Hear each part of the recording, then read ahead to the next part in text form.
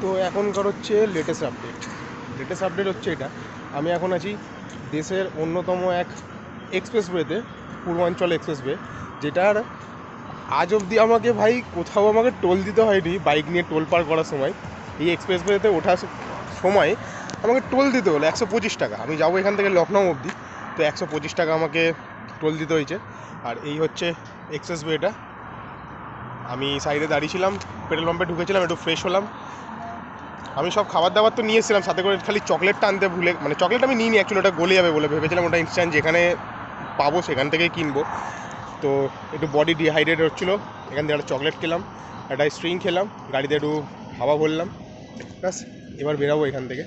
তো আমার পেছনে খুব সুন্দর একটা সানসেট হচ্ছে,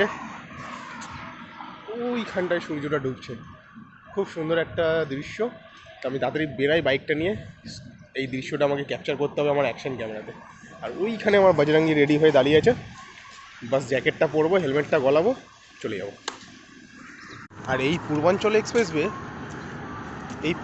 এক্সপ্রেসওয়ে স্টার্ট হয় বক্সারের কোনো একটা জায়গা থেকে, আমার ঠিক জানা নেই, তবে বক্সারের ওখান থেকে আমি দেখেছিলাম।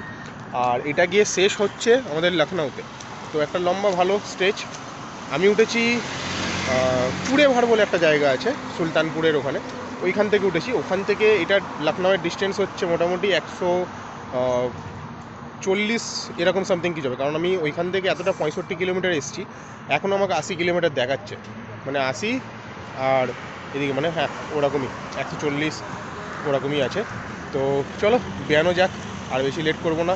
আমি যদি টাইমের মধ্যে লখনৌ পৌঁছে যাই তাহলে আরও একটুখানি এগিয়ে যাব, কারণ কালকে তাহলে আমার ডিস্টেন্সটা একটুখানি কম হবে, নাহলে কালকে 700 কিলোমিটার টানতে হবে গাইজ, আবার 700 কিলোমিটার।